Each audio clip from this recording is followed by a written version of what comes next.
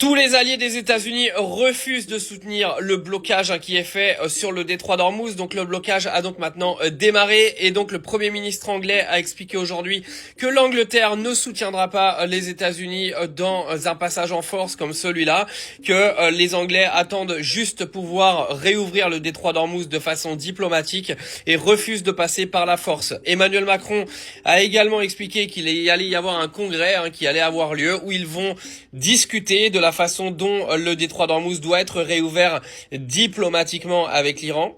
En clair, tous les alliés des États-Unis aujourd'hui s'éloignent des États-Unis. Les États-Unis sont de plus en plus isolés. C'est assez catastrophique pour Donald Trump qui pensait à un moment donné qu'il allait pouvoir ramener tous ses copains de l'OTAN pour venir le soutenir dans ses actions complètement débiles. Mais ce n'est pas le cas. Aujourd'hui, il est tout seul avec son copain Netanyahou. Donc ils vont s'amuser tous les deux à faire ce qu'ils ont envie de faire. Mais personne ne viendra les aider. Ni les Anglais, ni les Canadiens, ni les Sud-Coréens, ni le Japon. Tout le monde se désolidarise de Trump, c'est une réalité du monde aujourd'hui. Les États-Unis sont maintenant tout seuls avec leurs copains génocidaires. Recep Tayyip Erdogan menace Israël d'une intervention militaire directe. Dans un discours enflammé, le dirigeant turc traite Netanyahou de Hitler de notre temps, l'accusant d'être aveuglé par la haine et déclare « Comme en Libye et au Karabakh, nous pouvons entrer en Israël ». Ces propos interviennent en pleine crise régionale avec les bombardements israéliens au Liban et Netanyahou qui accuse la Turquie de complaisance avec les soi-disant terroristes iraniens. Erdogan durcit le ton sans que cela se traduise pour l'instant par une action concrète.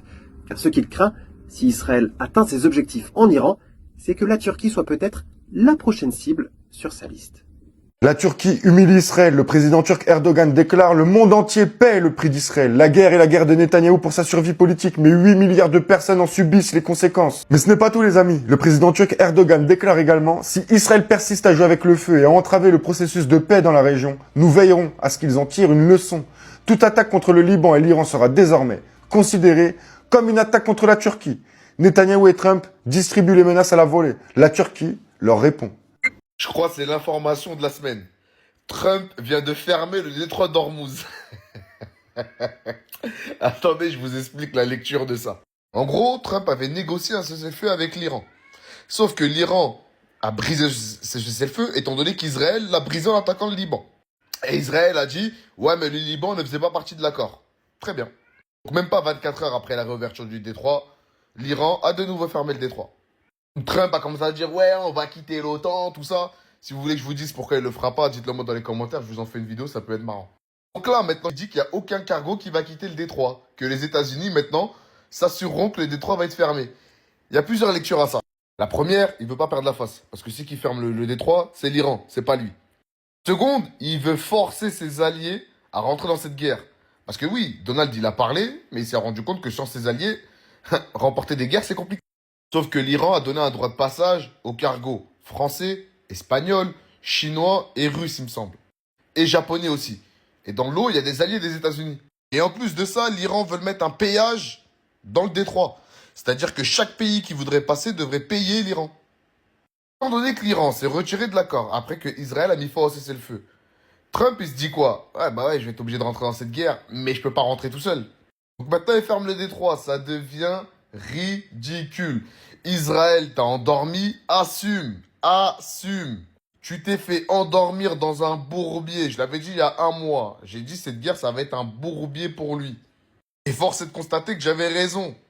Tu viens de fragiliser les États-Unis aux yeux du monde pour des décennies. Si bien qu'énormément de pays commencent à accepter les paiements en yuan pour acheter du pétrole. T'es en train de faire chuter l'hégémonie des États-Unis du dollar dans le commerce international. Et oui. Le pays que vous descendez depuis de nombreuses années qui est Israël, qui défend vos intérêts au Moyen-Orient et qui laisse cette région du monde dans un conflit permanent, est en train de devenir le pays qui est en train de faire chuter le tien aux yeux du monde. Sans les Chinois, les Américains, ils ne peuvent pas faire leurs armements qu'ils prennent pour attaquer tous les pays. Ils font le malin, ils font le cliquet, mais ils dépendent des Chinois. Mais à un point, écoutez.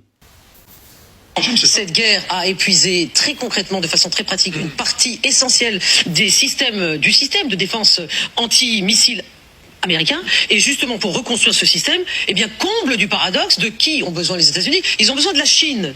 La Chine, parce que justement, souvenez-vous, il y avait eu au début de la guerre des radars américains dans la région qui avaient été ciblés par l'Iran, le radar THAAD, et qui coûte une fortune. Les États-Unis ont donc dû tirer plus de missiles pour éliminer la menace entrante. Donc du coup, ils en ont utilisé plus. Et le problème, c'est que un des composants clés de ces missiles, c'est le gallium. Le gallium est un matériel critique, minéral critique, dont la Chine détient le quasi-monopole. C'est ça? Oui, et absolument, comme de la plupart des métaux rares et des minéraux critiques, elle en a déjà joué avec les Américains.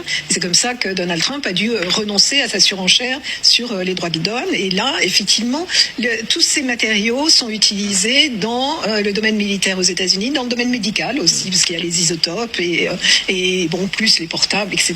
Toute la haute technologie. Alors donc, là, le prix, évidemment, le paradoxe. Le prix du gallium a augmenté de 32% rien que pour le mois de mars. Et donc il y a une dépendance américaine pour ce métal. On peut se demander si elle renforce Gallagher la position chinoise pour ce sommet américano-chinois à venir mi-mai. Non, bien sûr, et ça doit être l'un des sujets de discussion. Donald Trump l'a déjà repoussé une première fois ce sommet, donc effectivement la rencontre va être compliquée. Vous dites une première fois, est-ce que vous sous-entendriez que peut-être il pourrait le repousser encore? C'est possible. C'est-à-dire que si cette les Chinois vont pas apprécier si ça se fait, dépendant de la Chine pour donc les matériaux de leur système de défense antimissile. Pour le ciblage des missiles, là il s'agit d'un autre métal de terre rare, le terbium, le dysprosium. Or la Chine, non mais véritablement, quand on a préparé cette émission, on était assez étonné. La Chine contrôle plus de 90% du traitement de ces métaux des terres rares.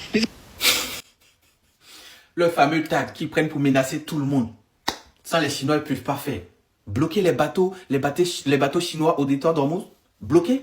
Trump, il a menacé encore que si ça continue comme ça, il va mettre 50% de droits de douane aux Chinois.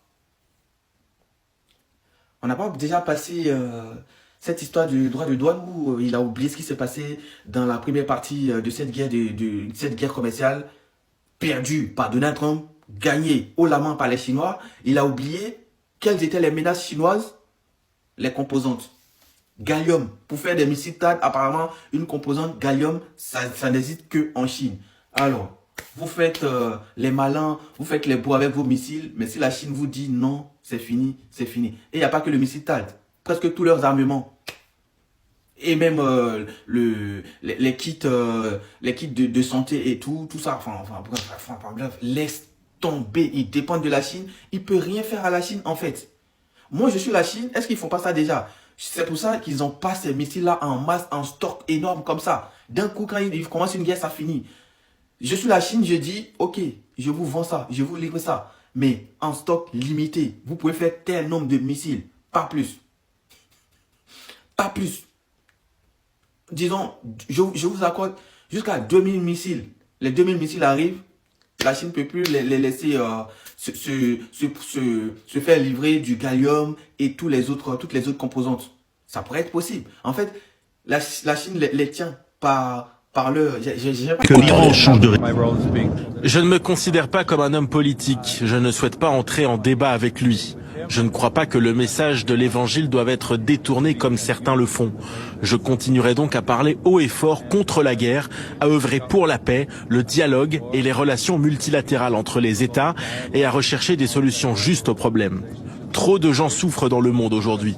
Trop d'innocents sont tués. Il faut absolument que quelqu'un prenne la parole et dise qu'il existe une meilleure solution. Des pétroliers à l'arrêt près du détroit d'Ormuz. Conséquence, le prix du baril de pétrole bondit à nouveau. Son prix, $102. Il était pourtant repassé en fin de semaine dernière sous la barre symbolique des 100 €.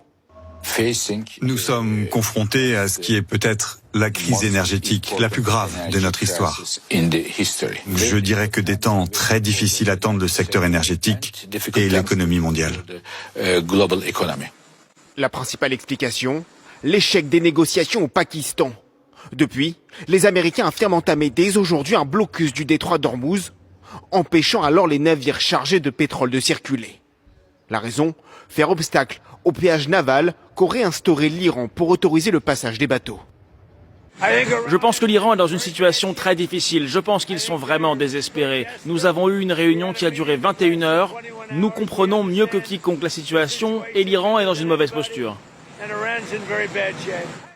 L'une des conséquences de la hausse du prix du baril, les carburants à la pompe ne devraient pas baisser. Alors que Donald Trump a confirmé le blocus sur le détroit d'Ormuz, l'amiral Dong Jun, ministre chinois de la Défense, a répliqué fermement aux États-Unis. La Chine compte bien maintenir ses accords commerciaux et énergétiques avec l'Iran et exige que personne ne s'immisce dans ses affaires. Il a affirmé que le détroit d'Ormuz resterait ouvert à ses pétroliers. Face au blocus naval imposé par Trump, Pékin pose une ligne rouge claire. Ces contrats seront respectés et ces tankers passeront. Principal acheteur de pétrole iranien, la Chine refuse de se laisser faire, de souffrir d'un conflit dans lequel elle n'a rien à voir. Le bras de fer Trump-Pékin-Téhéran s'intensifie. Avertissement grave entre la Chine et les États-Unis. Regarde ça. If you want to have war, you will get war. If you want to destroy China, you will be destroyed. If you want to impose nuclear war on China, you will be wiped out by nuclear war. This is very serious. China's policy is very clear. China will not fire the first shot, but China will not allow you to fire the second shot. If you have not watched the Victory Day parade in Beijing on September the 3rd, one of the weapons China demonstrated is a missile with all the warheads. We call it 61 because it can contain 60 nuclear warheads plus one hydrogen bomb. Now, in the world of today, let me tell you, which country has hydrogen bomb? China is the only country with hydrogen bomb.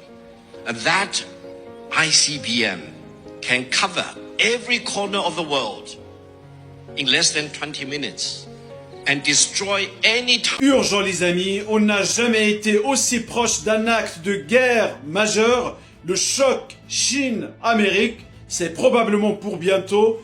Je vous dis tout, nous sommes toujours le lundi 13 avril, il est environ 14h20 à Paris. Cette déclaration chinoise qui vient de tomber et qui résonne suite à la menace de Trump de vouloir fermer le détroit d'Ormuz. Le détroit d'Ormuz est une voie commerciale internationale et il est dans l'intérêt de la communauté internationale d'y maintenir la sécurité et la stabilité et un trafic sans entrave. La Chine par ailleurs qui commence à ne plus supporter les accusations sans fondement de Trump, le président américain a en effet accusé Xi Jinping de fournir des équipements militaires aux Iraniens et le ministère des Affaires étrangères chinois vient de qualifier ces accusations de malveillantes et de calomnies qui n'ont aucun fondement. L'armée iranienne, elle, a affirmé que le blocus américain est illégal et qu'il constitue un acte de piraterie et par la même occasion, elle menace de détruire tous les ports dans le Golfe si Trump venait à menacer la sécurité des ports iraniens. Et enfin, le pape Léon XIV dit ne pas avoir l'intention d'entrer dans un débat avec Trump. D'ailleurs, les évêques italiens et américains lui ont tous apporté leur soutien. Oui, c'est toujours le même qui nous fait honte. Après avoir menacé l'Iran, là, ce général africain menace la Turquie. Et en échange de la paix, oh là là, j'ai honte pour lui, hein. Et en échange de la paix, il demande $1 milliard et la plus belle femme du pays. Et c'est pas un film, hein, comme je l'avais dit la dernière fois, c'est le fils du président ougandais. Il s'appelle Muhoozi Kainerugaba. Voilà, c'est le commandant en chef de l'armée ougandaise. Donc je disais, c'est le fils du président Museveni, qui est là depuis 1986, 40 ans de pouvoir. Et il a publié une série de messages où il dit que la Turquie n'a aucune chance face à l'Ouganda. Et vous savez pourquoi ? Parce qu'il a Jésus-Christ de son côté et Mohamed Ali. Voilà, les deux. Ouais. Je sais pas pourquoi, mais les deux. Bon, il dit qu'il ne craint pas les puissances nucléaires, sauf la Russie, hein, parce qu'il la respecte et qu'il en a peur. Et par contre, il n'a pas peur de la Turquie. Et donc, il exige $1 milliard et une épouse. Et il réitère ce qu'il avait dit, il propose d'envoyer 500 000 Ougandais affamés pour défendre Tel Aviv. Comme je l'avais dit déjà, il y a quelque temps, il avait proposé d'envoyer l'armée ougandaise en Iran pour envahir l'Iran. Et il y a un truc de vrai dans son délire. L'Ouganda est le premier contributeur militaire en Somalie depuis 2007. Il y a encore 4500 soldats ougandais en Somalie sous la pression de l'Union africaine. Et pendant 19 ans, ils ont eu des pertes dans le secteur de Mogadiscio. Et pendant ce temps, la Turquie a installé sa plus grande base militaire à l'étranger, je vous le donne en mille, où ça, en Somalie. Ils ont des accords au niveau de l'aéroport, du port. Et en fait, devant sa crise, en fait, ce qui se dit, c'est que c'est eux qui ont versé le prix du sang et c'est Ankara qui empoche tous les bénéfices. Et de facto, c'est la Turquie qui devient l'acteur sécuritaire dominant en Somalie. Et au lieu de nous le dire comme ça, il va sortir des dingueries, voilà.